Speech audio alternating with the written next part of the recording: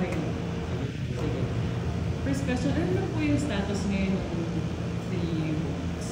Okay, the first book, which is a scholarly work written by different critics, lumabas na. In fact, I think it's going on a reprinting. Kami yung exciting because we're doing a coffee table on Miss Vilma. And we contacted the fans club, the Solid. So, if you look at the wealth of yung kadami-daming picture dyan, talagang nakita ko, sabi ko talagang if you're a fan, it was really precious. Precious talaga siya. Ang dami-dami. I was just talking to one of them na she's 80 and she was a fan since she was 17 years old. Yun siya nag-asawa at nag-off siya sa trabaho para manood ng opening day. So basically it's supposed to be a coffee table. It's lighter than the first one. Pero doon it's mostly photographs. I'm not doing the supporting text. I'm just the editor. We have two professors doing the text. Pero medyo mas magaan yung pagkasulat. So medyo mas para sa mga leadership na ayaw magbasa ng ng theory and stuff like that. Paano po kayo nagtawag sa mga fans po? Meron kayong specific na kilala muna or sinong in-approach niyo? So the producers linked up with the Solid, parang Solid din Vilma Santos Solid International. Vilma Santos Solid International. They have a very proactive head, si Jojo Lim. And then, when he was telling, he took on the responsibility. Siya mag-contact ng fans, siya mag-halungkat ng pictures, and sobra silang commit. Kasi talagang ang love, doon ako na-overwhelmed. Yung love nila kay Vilma, grabe. So, parang ano po yung sinigay an outline ng parang ano yung magiging... Actually, it's basically her career, no? So we start with early life, and then we have her early movies. Actually, I do have an outline. May early movies siya, tapos meron yung umuulan na yung awards. Tapos meron siyang TV period. We do touch on her being a politician. And then her parang return na she's down to like what, no? 1 movie a year, but when she does one, it's like kabab, di ba? So, may a sequence siya. We have 6 chapters, each 3 of them to be written. 6. Taga-tatlo. We have 2 writers. We have Professor Tots Aguila. Tots Aguila, who's the head of the creative writing of UST, and is also a professor of literature, creative writing, Laban. And then speaking of the D-Vel, there's Tots Aguila. Enrico Zulueta, also a professor of literature and journalism. So they're all... Have a sit down. Naka-frontal ka lang dyan sa front. But anyway, so he's the other half of it. My job only is to edit it, give it structure. So one of the authors, and then but unlike, because they also authored, he's also part of the authorship ng unang book, yung medyo we call it scholarly kasi maraming iba-ibang may critique, may ganyan. It's not chronological. It's about it's parang in-analyze yung trabaho ni Vilma Santos. Ito, kwento buhay. Pero kailangan, ang mandate sa kanila is mas chika. Mas may opinion, mas warm. So, ito yung, if you're not the fan na type mo magbasa ng mga structural analysis of Sister Stella L in relevance to the 1986 Chamber, ayaw mo ng ganon, itong kwento buhay niya. So, we have things like, we're also collecting mga opinion ng mga living man niya. We're talking, mga fans. Right now, we're doing the 3 fans. Somebody who's 80, somebody who's 20, and Joe, who's in the middle. Who's on the middle. And then, we're talking to some of the younger stars na mini-mentor niya, sila Nadine, kasama niya sa sine. And then, meron pa kami sit down ni Maribeth Pichara, the choreographer of VIP for so many years, which is, for me, it's a vintage na talaga. So I'm just looking at this book na kung fan ka, hindi maaaring wala kang kopya nito. Mamamatay ka kung wala kang kopya nito because it's going to be, malaki siya Coffee table, ito yung book nila na una na pang serious studies, talagang pwede mo hawakan. Yung coffee table malaki na. Wala ba tayong kopya yung Prof. Tots? Yung scholar. Ay, icon niya. Yes, it's called Vilma Santos Icon. This one, title namin dito is Vilma and All Her Seasons. Diba? Harping on the Star of All Seasons. So, yun. So, we're anticipating na sobrang enjoy.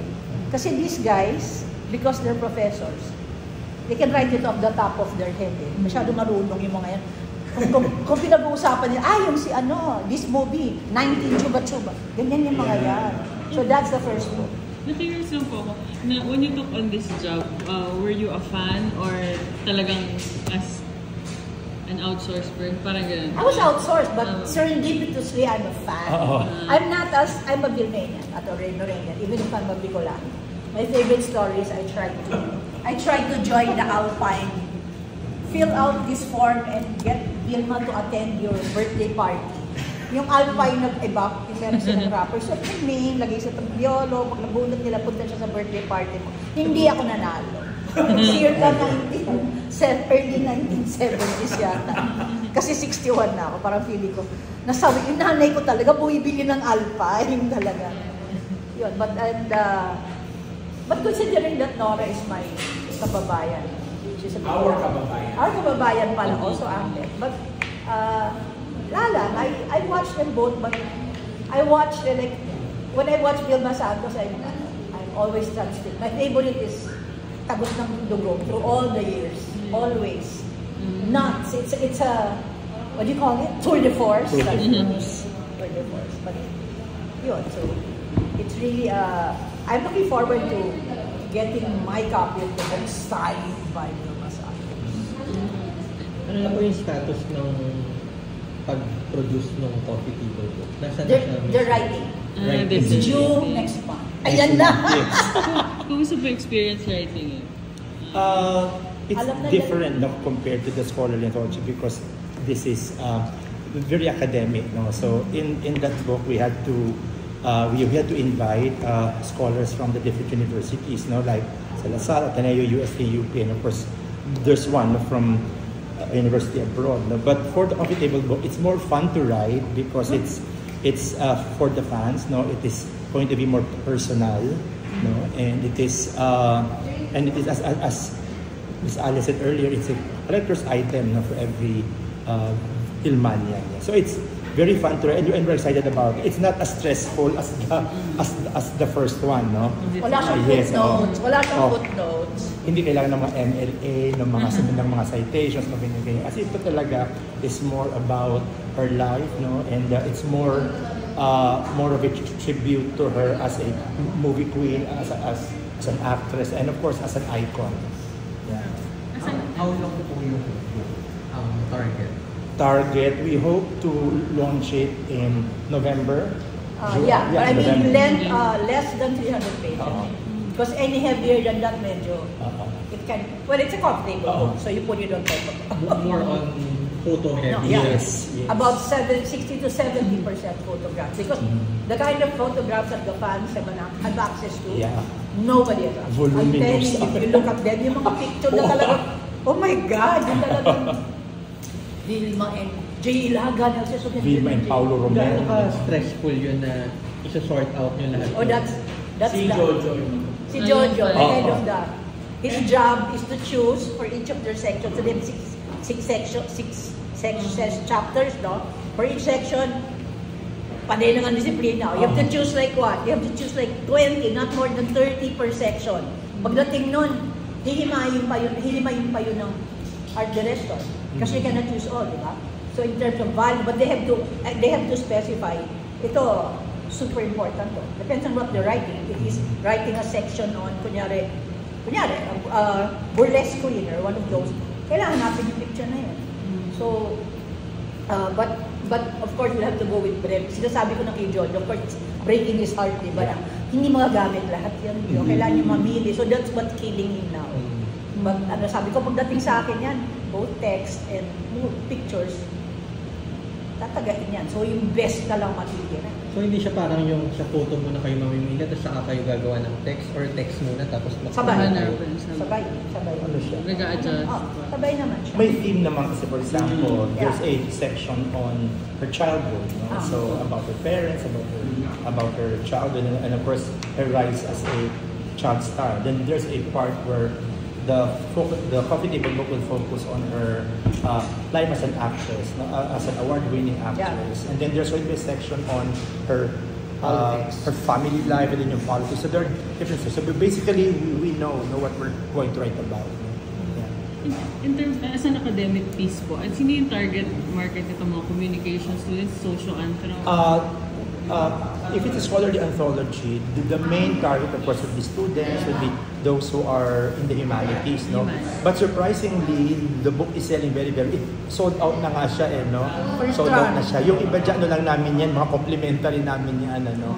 So, yung first print run, sold out na siya. But surprisingly, the fans really bought the books, no? Any of them from other countries, they ordered online.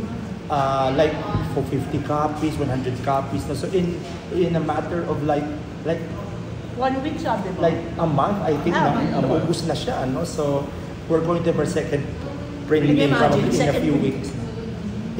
So yung unang run, the hardcover edition, that's 1,000 copies. The paperback, the softback is 500 copies. And parang ubos? Yeah, parang ubos. The hardcover kasi is 2,200. So medyo mahal. Kasi hardcover siya. Yung paperback is 900. No? So the Vilmanians are all over the world, I think. Because they know about it. So they really wanted to get a copy of the book. Curious lang po, who gets the final say pagdating sa design, cover? No, text ako. So I've already asked their blessing na napagain ko to, ako mahaba. But of course, it's a collective. We do have a project director who's Chief Guerrero, who is a very good friend of Vilma, a producer. She knows exactly what Vilma wants. And they all know Vilma personally. And the only one who's hindi ko pa na... I've interviewed her before, but she knows I'm working with them, but they haven't really sat down. So it's going to be a collective thing. But I think also, Miss B. I mean, Miss B herself will look at the book also. I mean, she's going to, probably not the content, but the... I'm thinking, Ako, magpapicture tayo mga bagets. Kasi bongga pag we're being interviewed by the vloggers, di ba? Kita ka dyan. That legitimizes our... Si Romina, hindi na she and Senator Ralph will also take a look at it. Okay, later. Ganun din ba yung nangyari ko for this book na Hindi ba nila in-approve yan, di ba? hindi na. In-approve ba nila yan? The scholarly one? Approved na. I mean, nakita na ni Vilma yan. Oh yes, we had a meeting with her last year pa actually, no? So it was Ambet was able to contact Ate V, and then it was held in one restaurant, and then we informed her, no, that 3 books are actually going to be written for her: the scholarly anthology, coffee table book, and filmography. So when you broke that news to her, ano yung first reaction? She was very excited and she was very thankful. Sabi niya, wow, sabi niya, the effort that you will put into it. She's very, very grateful actually. And very, very thankful. And we constantly update her, na tapos na yung book, ganito, no? So we were coming out with the wow naman, sabi niya ganyan, nakaka-touch naman, ano?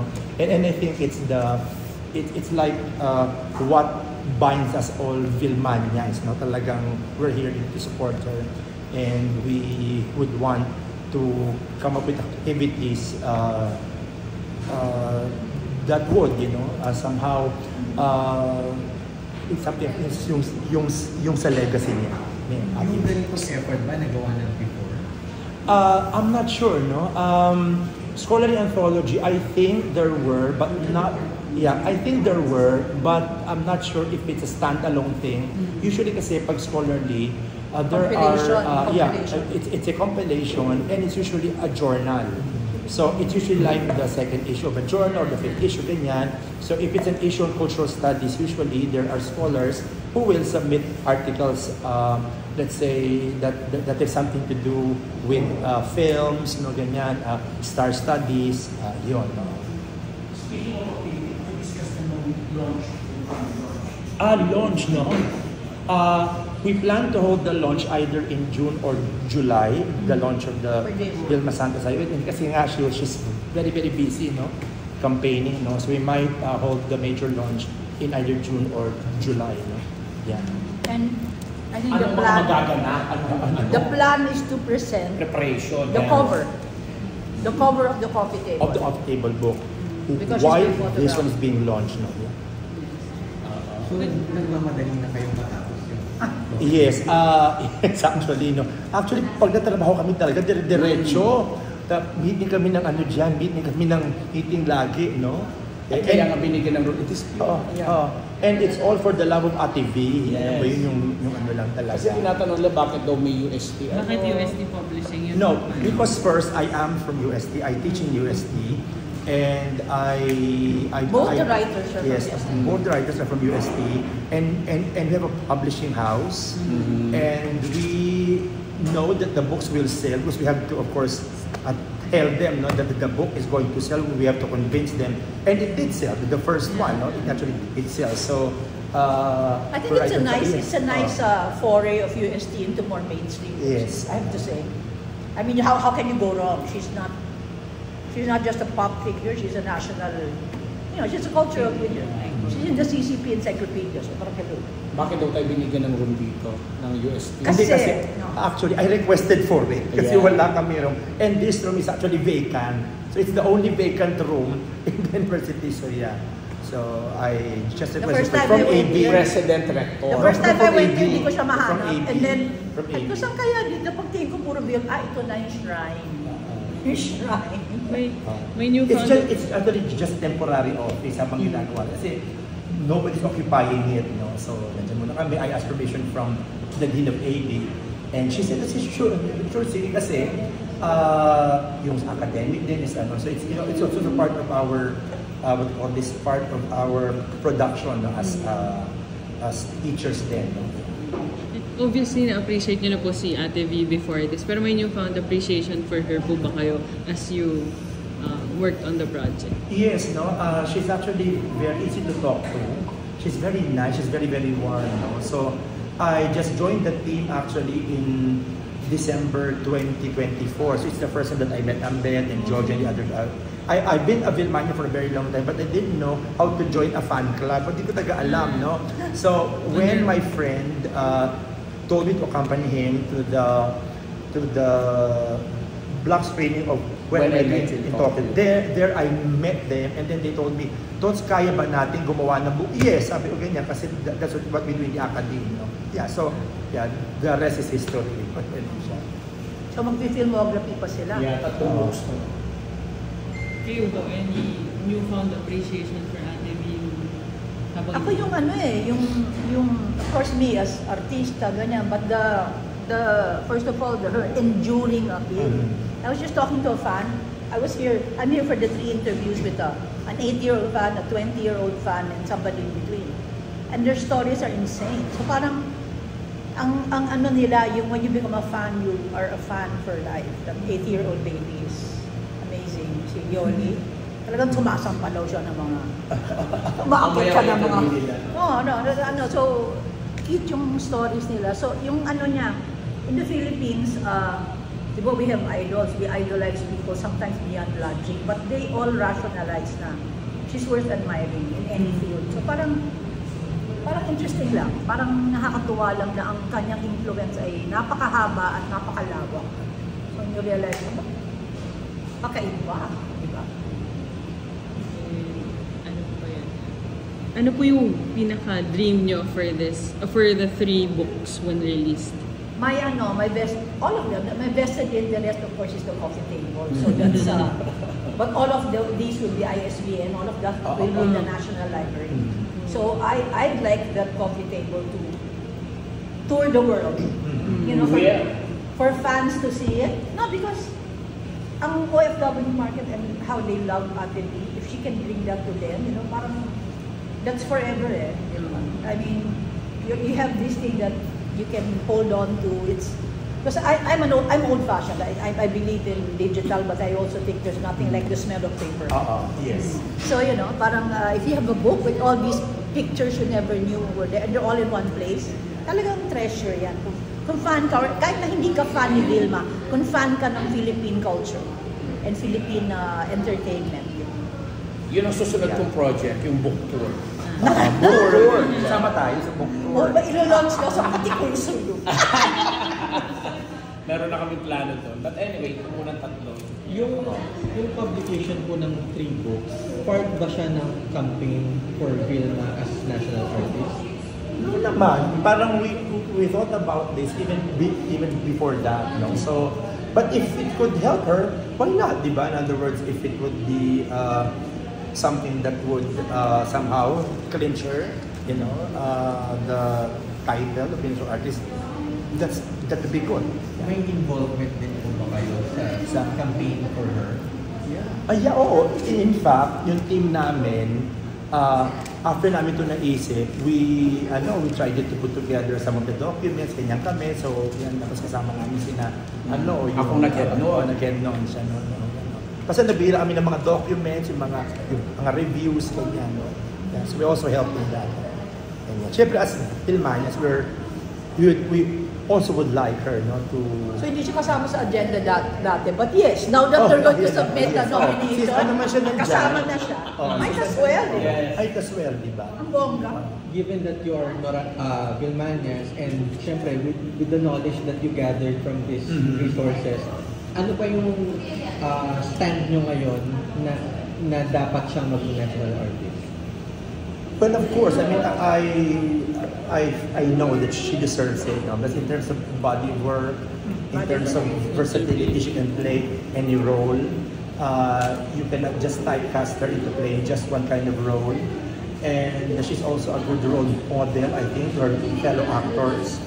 And in terms of longevity, she still has a national audience. I think that's very, very important, no? For you to be called national, you also have to have an audience. So you also have to be the people who are actually supporting you. So it's actually good that things that are very artistic, that's fine. But I think it's also important to be able to share that art, you know, with other people. Same question. Kasi she's yung mga naging director niya at naging screenwriter niya, national artist na rin eh. Diba? I'm just thinking about si Ishmael Bernal and Lino Broca. Parang in the company of national artists. So, and I was also thinking not to disparage other groups, no? Like kung national artist ka for literature, in Tagalog, napaka-specific ng market mo, or yung market yung following mo. Then you have somebody like her na because she's not just for the masa, ha? I mean, the people like really watch these movies, like Anak had its really international acclaim also, so stuff like that. So parang feeling ko, they're just more more popular, eh? So that's why very, very exciting. Pero I would say na kailangan talaga siya rin, kailangan niya mag-national artist. And it's not just, this is independent of the Nora Vilma Reza. She has her own body of work. I love watching her movies, and she can do anything. And the nice thing is that I think it's an advantage. Some people disagree. She transitioned to politics, but she's doing a good job. And nagamit niya yung credibility niya as a movie person, as a celebrity there. And she's so far, I think she's done a good job. Kasi Batangas also a lot. She's done a good job. So parang feeling ko, why not, diba? But the thing is, all her fans are praying that she still does her one movie a year. Last question na, for those who are interested, so how long pa should they wait, or can they pre-order the scholarly anthology? I'm not yet sure which one's going to come out, but we're still, of course, the first edition, we have to take a look at it again, no? There might be a few typos lang, so hopefully that will come out in a few, maybe in a month or two. Hopefully, yung second printing niya. And of course, you mentioned earlier that the hobby table book will hopefully come out in her birth month. Oh yes, November. And hopefully we can parang na makasabay yung filmography. Kasi mas madugo yung filmography eh. Kasi that would require us, of course, to write the summary, and of course, we have to watch the movies, no? And yung iba naman available sa YouTube, yung iba napagod na namin, no? And of course, we have to put the important trivia like the awards that the films won, ganyan, lahat yun. So, that will also take some time. No? But our target is hopefully to finish the company book in 2025. So yung filmography early 2026, hopefully yung. Kasi hindi pwede sa bayan, mahirap na para din sa filmography, bibilangin niyo lahat ng pelikula. Yes. Lahat ng TV. Yes. No, it's just the movies. Yes. And then, pati ba yung award, bibilangin niyo rin? Yes. Yes, oo. Wala pang number ngayon. Di ba may number naman tayo? Ang hirap naman kasi, ang dami niyang awards. Happy Verify pa na, ang dami niyang awards. Roughly, ilan na movie na nagawa niya at awards na nagawa niya? Awards, and then, like for example, no? I think she has won Grand Slam 4 times, no? So that means that's already 4, 8, 12, 16 awards. So 4 Grand Slam, dahil 4 award-winning bodies yun. Diba? And then, nag-Hall of Fame siya sa PAMAS, mga ganyan. I don't know, parang ang dami na Hindi pa namin masabi. Kasi aside from the 4 award-giving bodies, mayroon pa dating Catholic Mass Media, may marami na bagong award-giving bodies kasi. Then she also won internationally, nalaro siya sa Brussels, sa Dhaka, diba? Sa Cine Manila, which is International Film Festival. So, we have to put them all together. Marami. Good luck po. Ay, salamat. Maraming salamat. Congratulations on this. Thank you. Thank you.